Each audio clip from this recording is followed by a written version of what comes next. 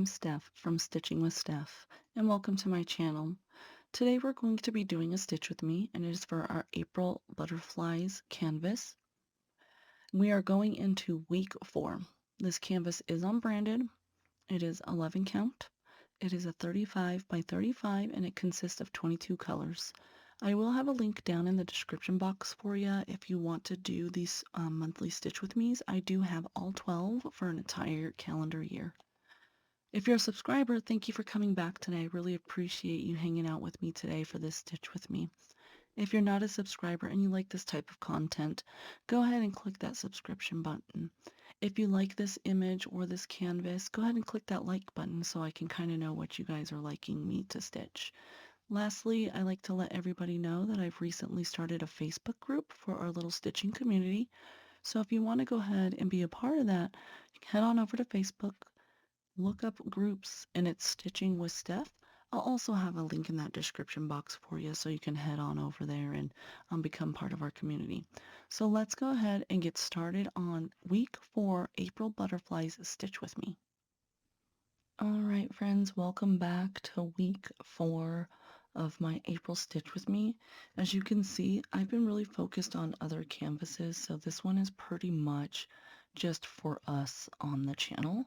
We left off in this red, the red box, which is color number 11, and it's DMC 762. So I'm just going to go ahead and finish stitching this, this section here while we do our little stitch with me. So what has everyone been up to? Wow, guys, do you see what I did here? Look at this. Well, it's a good start. I've been filming all day today, so I can tell it's starting to get to quitting time for me. I have 4 days off a week, but I've been up since about 6 o'clock. I had a test due for a class. I started working on a paper that's due this week. I've done a couple of videos. I am now on, I think, my 3rd video for the day. We had to take our car in to go get an oil change on it. What else did we have to do? My husband graciously, wow, I am just, guys, I think after this video, I'm going to call it a night. My husband picked the kids up from school for me so I can get some filming done and work on my paper a little bit more. Sorry about that. I get gunky when I talk a lot, which I have been doing today. Our youngest has an eye appointment today, so he took him to that as well, which I am very thankful for because I know, sometimes parents don't always want to be involved and try to push a lot off on moms, but yeah, my husband's pretty good about helping out. He's a little oblivious from time to time, only because of that ADHD. He does need, like, reminding sometimes. So I asked him, like, hey, do you have a few spare minutes? Can you make Mason an eye appointment? My throat feels really gunky, and I don't know why. I've drank like 80 ounces of water today, and I'm like, for the love of all things heavenly today, can I just catch a little break? Just a smidgeroonie. I'm not even asking for a big one. Yeah. Let's see. I enrolled in my classes, and then I paid my tuition. This week at work was a little interesting. I was training somebody, and it was her last day, and then they floated us to another floor. That was a dumpster fire, guys. If there's anything that I've learned when I float, it's always going to be a nightmare, just because in order for us to float, they're pretty short-staffed. So I was training her, and I had 12 patients. So she really had to learn how to get into the groove of things very, very quickly. So I felt so bad for her, but I think it was good in the end in the sense of her learning her time management and how to structure her rounds and stuff like that. But also, she did not have a very good nurse. The nurse literally would message her nonstop, to do things that the nurse could have helped with, and clearly that nurse had proper ratios. We did not on the floor. Um, so at the beginning of the shift, I was looking up orders because I got a report that a patient had blood sugars. And I always double check this because on my unit, because we're in the ICU, we have different types of blood sugars. We have ACHS, which means breakfast, lunch, dinner, and bedtime. And then sometimes we have Q6, which means every 6 hours. We have Q1, we have Q12. So it just depends on the patient. So I've made it a habit to look into the orders. So one thing that I will say to anybody is if you're a nurse with horrible communication, you need to improve on that like yesterday. You should be able to communicate with doctors. You should be able to communicate with families. You should be able to communicate with staff that's helping you. So she asked my trainee, "Hey, can you get a blood sugar?" And so um, I took my trainee's phone and I replied back for her. Sure thing, I can go ahead and do that for you. Can you please let me know, is it ACHS or what type of blood sugar it is? How often? Because we need to know those things when we're on the floor. Because, for instance, that night we had 6 blood sugars. 6. I need to know what information I'm gathering when, and I need to plan my rounds around when I need to gather blood and stuff like that, right? Like, nothing's worse than having 12 patients and you don't know when you need to collect blood from them, stuff like that. So she replies back, "Oh, I don't know. I haven't had a chance to look." And I said, "Well, I just wanted to confirm what you got in report. I checked the orders. It says Q6." And she goes, "Oh, okay. Well, I'll check in a minute." So she replied back, "Yeah, it's Q6." And I said, "Okay, well, here's your blood sugar. Would you like me to check at this time and this time?" So our next blood sugar should have been at 2 a.m. So she's like, "Yeah, that's fine, because that's 6 hours from now." I'm like, "Cool, whatever." That's the first thing that like kind of was like, okay, I need to keep an eye on this lady because she seems like she doesn't really know what's going on. The next one was we were rounding and we came out of an isolation room and she walks up to us, the same exact nurse, and she goes, "Hey, do you know what they're on isolation for?" And when I say I gave her a deer in the headlights look, y'all, I know my face said it. I know my face said it all because I looked at her, I looked at my tech, and I said, "Yeah, your patient is on isolation for bacteria in the urine." And she goes, "Oh, okay. I didn't know that." "Ma'am, Miss Ma'am, what do you mean you did not know that? What do you mean you did not know that? This is your patient." So, okay, whatever. It is what it is. Um, Next thing was we were doing our midnight rounds and I noticed a patient was drinking fluids, but they weren't having output. So I told my trainee, I was like, "Hey, we need to keep an eye on this patient. They're not really having any output. So we just got to pay attention to make sure." So we did our rounds. I don't know why this stitch is a little wonky. I'm going to fix the whole thing. We did our rounds and she goes, "Steph," because we did our next rounds around 3 o'clock, which was a couple hours later. She goes, "Steph, the patient still hasn't peed yet." So I go in and I double check to make sure, every round when she told me that he didn't pee, I double checked. And I double checked our input because what we do is we mark our cups to know how much fluids patients are drinking, right? Give me 1 second. I'm gonna grab my wax so I can re-wax this thread because I don't like the way it's laying. Alright guys, I'm back. I put on some chapstick, I re-waxed my thread, and I got some water.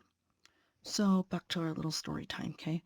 So I go and I calculated how much fluid they've intaked because I was double checking my trainees' work. And so I messaged the nurse, hey, patient in room hookah blah has drank 1100 milliliters, so 1.1 liters of fluid, and they have not had any urine output. I just wanted to let you know. So, normal nurse reaction, okay? Anybody that's in nursing knows one or two things are going to happen. The nurse is going to reply back, hey, please do a bladder scan, which is an ultrasound of the bladder, or the nurse will do it themselves. No, no, nay, nay, my friends, nay, nay. This lady had the audacity to find us at the nurse's station because I was teaching her my girl how to chart our weights and stuff. She comes over to me and literally says, "Are you sure you inputted the fluid incorrectly?" Not bladder scan, not follow up on the concern that I addressed. Her idea was to question if whether or not I can add properly, guys. When I say I had to control all of my RBFs, my RBF was definitely showing.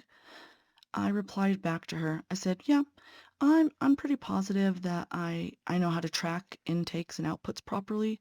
I don't know how you guys do it down here on this unit, or how your techs normally do I's and O's, but on my unit in the ICU, because we're ICU techs, we have to keep track extremely, extremely well of our I's and O's. So I know I have to account for every single little milliliter that goes in and out of my patients on the ICU.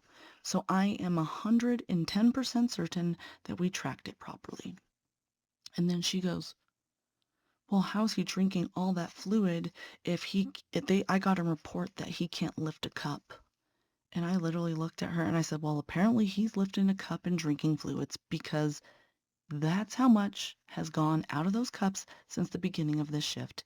I said, "If you want to go take a look, you can take a look on all the cups for all of your patients, which I'm pretty sure you probably haven't, given we're having this conversation. You will see that I mark on the cups every time I round where the fluid level was at prior to my last round." I said, "So clearly he knows how to drink out of a cup."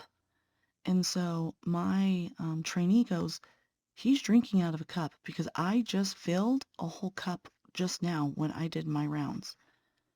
And then I told the nurse, I go, "Well, did you give him any fluids to to make it be a whole cup?" And she goes, "No." I said, "Well, then clearly the math is saying that he can lift a cup and drink. I'm just giving you that information. You do with it what you need to."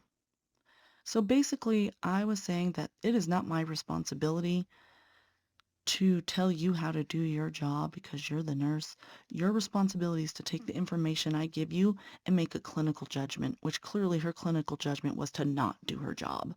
So, um, she got mad because she had to go do a bladder scan, not realizing us on the ICU, we know how to do all that stuff. Like, we even know how to do EKGs, like, we know how to do all those things, right? So, she goes in, bladder scans. Y'all, when I say that I felt glorious when she replied back, she goes, "Oh my God, thank you for telling me because he has over a liter of fluid in his bladder because our machine will only go up to 999." So what that means is that that patient had over 1 liter of fluid in his bladder, guys. I didn't even reply back. I didn't reply back because I was like, "No, I'm not going to give you the satisfaction because you were disrespectful. Like, you basically were talking to me like I was stupid, like I didn't know how to add intake. Like, ma'am, it's not rocket science." So, By the time she did what's called a straight cath, that's where we put a catheter inside the patient's bladder to relieve it of urine. Um, he had 1,500 milliliters of fluid in his bladder, y'all. If I would not have caught it when I did, I can guarantee when I came back the next night, I would have saw that patient on my unit for a ruptured bladder. That tells me that no one's been paying attention on that unit to that patient's intake and output. I was like, I cannot make this up. I'm like, are we serious right now? We're dead serious. Okay. So then I typically will give people a chance of 3 before I put you in your place personally or professionally. I understand that everyone has bad days, but when you continually come at me or my trainee, you're going to catch that side of me. So towards the end of the night, after she straight cathed the patient, she came out and was like, hey, can you put a catheter on him? I'm going to go in and do an IV in a bit. And I'm like, okay, well, you're there, but whatever. You just did one. Why am I having to go in and do one? So I went in there and I looked at my tech before we even actually went in the room. I said, you want to bet $5 that he had a bowel movement? And she goes, why do you say that? I said, because she was just in there doing a catheter. Why would she ask us to go do another one? And then she goes, are you joking? I was like, no. So let's go ahead and get all the incontinence supplies because I can guarantee that's what we're going to walk into. And lo and behold, friends, guess what we walked into? The patient having poop everywhere. And I was just like, I can feel myself getting angry and my face turned red. And my trainee goes, are you okay? You seem like your face is really red. And the patient was knocked out. He was knocked out on pain meds. So I go, I'm fine. And I looked at her. I said, we're both in nursing school. I said, I want you to take what you're learning from here right now in this instance. I was like, and never, ever be this nurse. Don't you ever treat your patients this way. And don't you ever, ever treat your nurse assistants this way. I was like, because she just flat out was refusing to do her job. So I did what I had to do. I cleaned up the patient. I put catheter on him, all those good things, right? And so then she came over. Y'all, I kid you not. Kid you not. She came over. I was like, hey, did you have a chance to put a catheter on him? I said, yeah, I did. I said, and I cleaned up the bowel movement you left us as well after you did your straight cath. And when I say that lady looked dumbfounded on that face, she didn't think I was going to say nothing to her. And I was like, next time, I was like, you need to learn to communicate a little bit better. Again, I don't know how you guys do things on this floor or whether or not your nurse assistants do what they're supposed to do. I said, all you had to do was tell me and my trainee that the patient had a bowel movement. I was like, and we wouldn't take care of it. I said, what you did was unprofessional and unacceptable. And she's like, well, I was like, I really don't want to hear your excuse. And I just walked away because to me, that's a form of patient neglect, right? Let's be real here. She let that patient, she knew he had poop on him, okay? She knew, and she left him there like that until we could get in there and take care of it. So if there's anybody in healthcare, anyone in healthcare listening to my lovely little Stitch with me's, don't be that person. Don't be that person because you are providing horrible care to your patients. End rant. Anyways, so that's what happened in my work week this week, guys. I'm like, I can't believe this is really what's going on with my girl's like last shift. Poor thing. But yeah, that's what happened.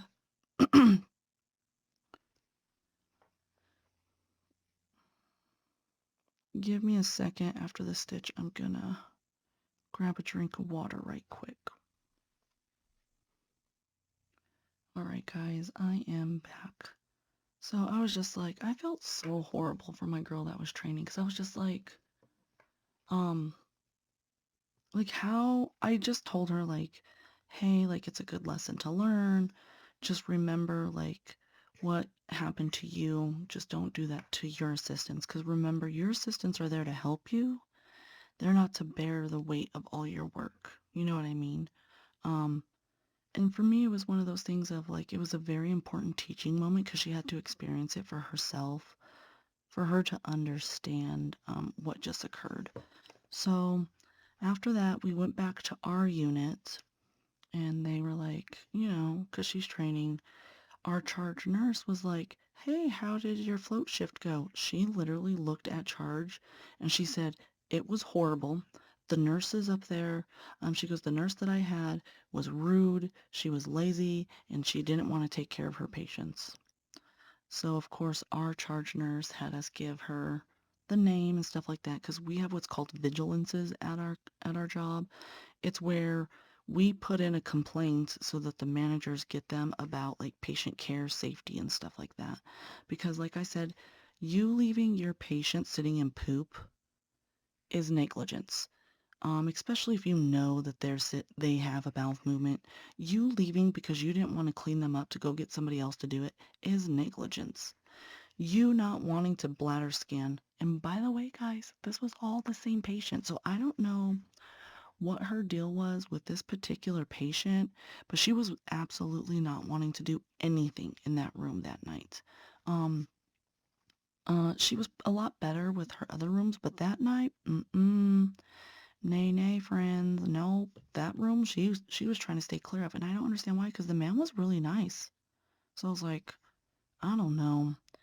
So not only did she leave him laying in poop, she was trying not to bladder scan him when I told her that he had a whole bunch of fluid in his bladder, like just stuff like that. I was just like, okay, you're just a neglectful person. And if you're going into healthcare because you like the cute scrubs and oh my God, it's like so popular, no, get out of here.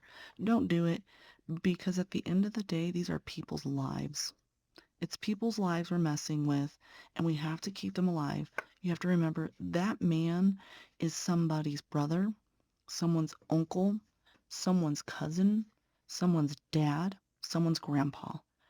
I can't even fathom. Like for me, if my jaw, guys, if my jaw could have been on the ground, it would have been.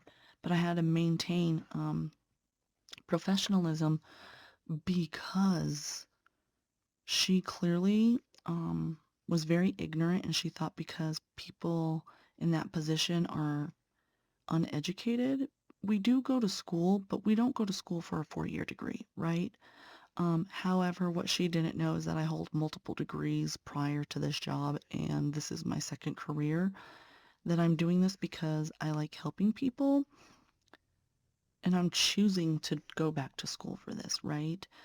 So for me, I couldn't believe it, guys. Like, I was, at this hospital, because I work at a new hospital, I've been here a year.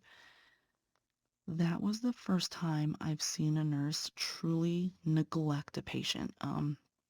The hospital network I work for, yeah, we tend to run a little short sometimes, and our ratios can be a little atrocious from time to time. However, all of us work very well together as a team, not just on my unit, but anytime I've floated to a unit, has the assignments been a poop show? For sure. Um, but typically the nurses will help me when I'm floating or something like that. But I also advocate for myself. So I don't know. That first night was no bueno, guys. I just, I didn't know what to say.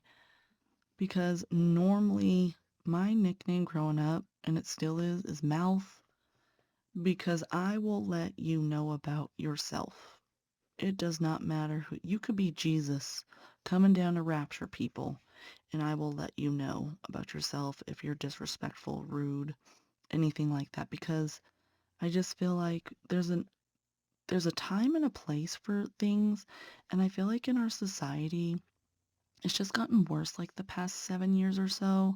Ever since the big C happened, people have become so freaking selfish. And I'm just like, so you mean to tell me, Miss Ma'am, our patient was sitting in poop and you thought it was a great idea just to walk out that room and let him sit there in it? So, I don't know, like my patients always compliment on how nice I am and like how thorough I am with their care. And, I get a lot of recognition for that from my patients and awards for it. And I always just simply tell them, they're like, why are you like, why are you so friendly and like you're so bubbly? And I was like, well, because if I was in the hospital, I would expect the same treatment from my hospital staff. I would expect them to care about my well-being. I would expect them to care about, my health because that's why I'm here, right?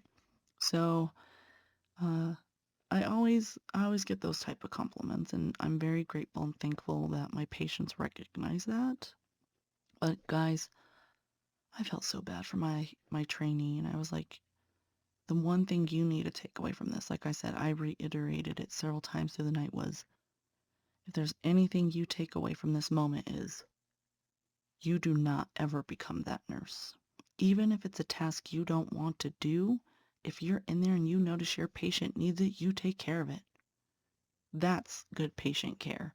So, I don't know, like my boss was telling me she likes my my personality because I remind her of like an old school nurse that will like I'll make sure everything's done before I leave a room, and she said that she feels like she needs more people like that. So, I don't know.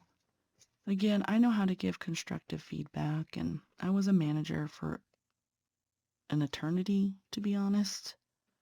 So, yeah, I couldn't believe that she literally, her priority was A, to leave the patient sitting in feces, and B, to complain of whether or not I was able to accurately put urine into the computer. So that was my work week. Kind of summed up. That was, I mean, my first day was honestly the worst of it, guys. So I do know that you guys like my little chit chats and, you know, a day in the life, I guess you would say. Some of the stories I give you guys are probably pretty funny. If you haven't watched my review, which one was it? It was the one with the two ladies on it. I can't remember the name of it. Man, that review was entertaining, guys. I had a blast filming that one. I was giggling pretty much the entire time just because I was in disbelief. Because those of you that are a part of my little community know that when I do my reviews, I I'm looking at the canvas and everything for the first time right along with you. So when I say I was in shock and awe, I was in shock and awe, guys. All right. So I finished up all of this up here, okay? And I went down in through here. I will be putting this canvas away. I'm just sticking my needle right here. I will be putting this canvas away for, let me think, for April. Gosh, guys, sorry, I'm tired. And I will be bringing out my May one. I did not do a review on my May one, so I might do a review slash stitch with me, just to combine it, and that way we can kind of go over the canvas together and the colors, and then we'll begin our stitch with me. All right, bear with me while I put this away, and then we'll finish wrapping up this stitch with me for this week.